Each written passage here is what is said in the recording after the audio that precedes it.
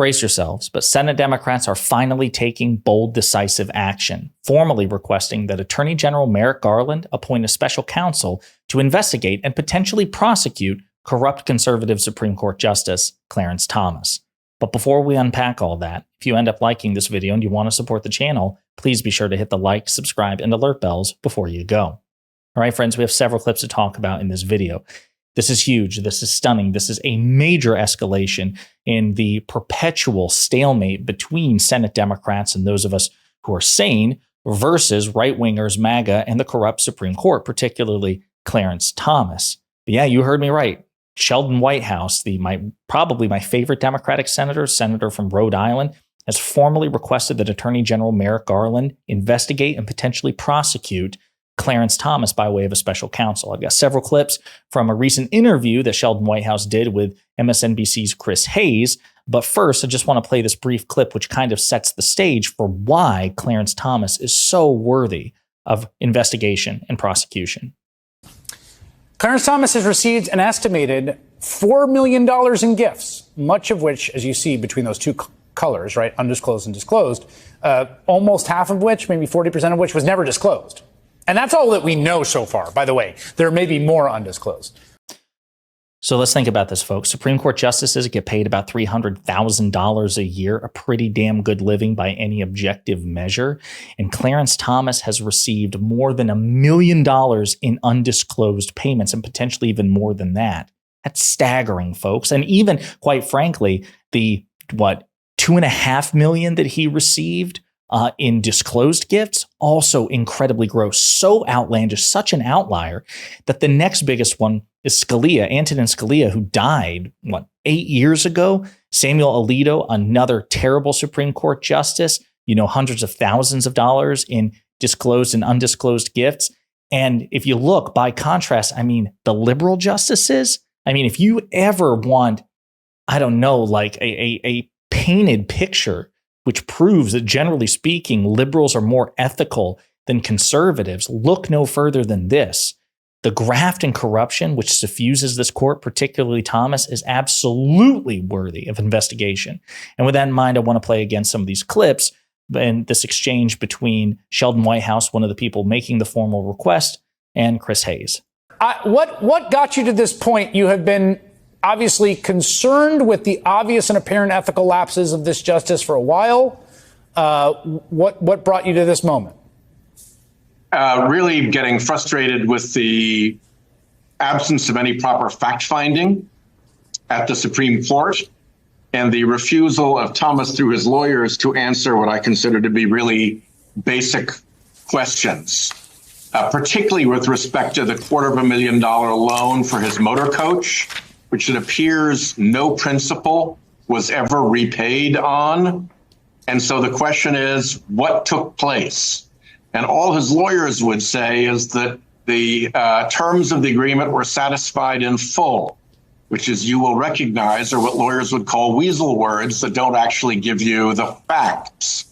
So having run up against that wall, we've now asked people with real investigative authority, the Attorney General, to look into criminal violations of the disclosure laws, false statement, potential felonies, and tax violations, potentially by Justice Thomas or by his donors and lenders.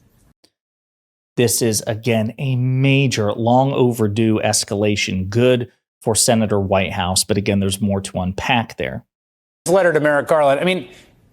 I think he's going to blow you off, if I had to guess about Merrick Garland. So I guess the question is where does this go? And one of the thoughts I had, and I don't think this is the right way to go, but I just want to lay out that the holding of the majority in Trump v. U.S., as written by John Roberts, is that Joe Biden could instruct the Justice Department to open a tax investigation of Clarence Thomas tomorrow, and that would be fully within his constitutional power. Is that how you understand the holding of that as well?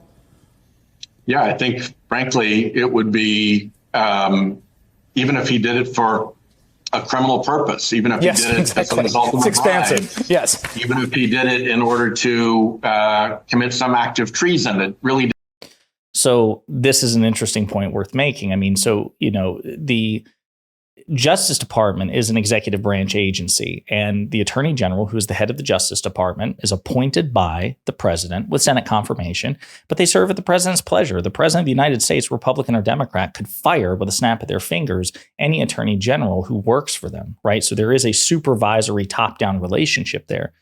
But there has been decades of understood, if not centuries of understood precedent, which says that, listen, even though the president may have the constitutional power to meddle in Justice Department affairs, it would be seen as wildly inappropriate. You should, for the most part, not involve yourselves as the president. You should not involve yourself in the individual prosecutorial decisions of the Justice Department. You shouldn't be telling the Justice Department to prosecute this person, do not prosecute this person. That is seen by judicial ethicists and by legal ethicists as inappropriate. The president shouldn't do that, even if they have the constitutional authority to do so. But as Chris Hayes points out, this Supreme Court, including Clarence Thomas, recently ruled in such a way as to give the president, in this case President Biden, enormous latitude to, even for corrupt purposes, which this wouldn't be for that, I would say it's perfectly valid, but Biden could order an investigation into Clarence Thomas, and even again, for the most sinister purpose whatsoever, but because that is a core constitutional authority of the president to give orders to and have discussions with Justice Department officials, there's nothing that Thomas or Republicans could do about that. So that's an interesting thing that in theory, Thomas has set himself up to be hoisted by his own petard if he were dealing with a president who was sufficiently aggressive, which unfortunately President Biden is not. Another clip from Sheldon Whitehouse's interview with Chris Hayes. I will just say that when we have this table of likely undisclosed gifts, just a final point on the fact checking is just that this is the stuff we know about from reporting and other stuff. But again, it's not comprehensive. Like, we don't know what we don't know. And it would be nice to have an actual comprehensive accounting of what exactly is going on. Senator Sheldon Whitehouse is seeking that. Thank you very much for your time tonight, Senator. Exactly. We have, as far as we know, there is more to the undisclosed gifts that Clarence Thomas has received from right-wing billionaires and his benefactors in that respect. Now, I'll also point this out, too, if I can find the clip real quick, that one of the things that Sheldon Whitehouse is calling for as well is, again, essentially a fact-finding organ in this situation, a fact-finding body, because as he points out and has pointed out before, every other government actor has to submit themselves to a fact-finding apparatus. There are ways to compel the facts in terms of an investigation. So I'm going to play this clip here where he addresses that part as well, that this Supreme Court is so protected in ways that members of Congress and the Senate are not, and including the president. The president isn't protected or shielded from fact-finding operations and fact-finding mechanisms to investigate a potential law violation, except the Supreme Court. And as Sheldon Whitehouse lays out here, that has to change. Isn't anything goes for the rest of the federal judiciary? You can't just take a $250,000 loan forgiven. You can't sexually harass your clerks. Like, there is some mechanism of accountability for everyone else. Your key words there were fact-finding undertaken. That's what the Supreme Court won't permit for itself. They're the only 9 people in all of government for whom that is true. If you go to state Supreme Courts, they are overseen by panels of lower court judges when there's a legitimate ethics complaint and there is a fact-finding procedure. Federal district judges, federal circuit court judges, they all have fact-finding. Fact-finding is kind of the essence of process of law. It's almost so basic in essence that you don't even think about it.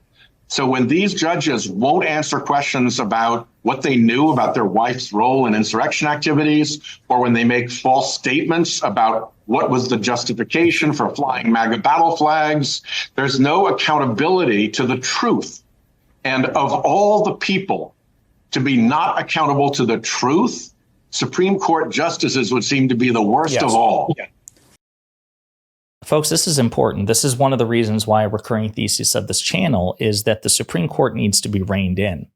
Sheldon Whitehouse makes the case that, again, you have senators, you have Congress people, you have other federal judges, you have the president of the United States who are subject, however difficult, who are subject to a fact-finding mechanism if there is a potential criminal violation against them, that they are not above the law, except these 9 Supreme Court justices. That's unacceptable to me. It should be unacceptable to you. We don't elect them. They serve for life. It's incredibly difficult to remove them if they abuse their office. The only way that we know of is via impeachment. And they're the ones who should be held to the highest standards. I've said before, I actually, if you forced me to choose, I think Supreme Court justices should be held to higher ethical standards. Like if I had to choose between an unethical senator or an unethical congressman or an unethical Supreme Court justice, I think that the Supreme Court justice should be the one to comport themselves with the highest level of ethics, given that they're the ones we can't get rid of. We can't vote them out. We can't remove them if they abuse their authority. This idea that they would be the 9 exceptions to this sort of ethics scrutiny and fact-finding mechanisms in the event that they, behave unethically and in a way that's also criminal, that is wildly unacceptable. So I love the fact that they are making this move. The last thing I'll point out is just, again, the actual text from Sheldon Whitehouse, and it was co-authored by Ron Wyden, another Democrat of Oregon, who's the chairman of the Senate Finance Committee. Whitehouse and Wyden ask Attorney General to appoint special counsel to investigate potential ethics and tax law violations by Justice Thomas and his benefactors, and they go into detail. Folks, this is huge. And by the way, at the time of recording, there was another step made by Democrats in the other chamber to try to rein in the Supreme Court. We'll probably do a video on this. This is important. And in my opinion, this is something that Democrats should not only be making a lot of noise about, they should be actively campaigning on it. The Supreme Court is wildly unpopular. They're seen as out of step with the American people. They're seen as rogue and unaccountable. And Democrats in both chambers, and I think even the president as well, should be campaigning, saying, listen, if you reelect the president, and you also give Democrats back the House and allow Democrats to keep the Senate, there will be legislation which will rein in this court and put them in their place. Let me know what you think in the comments.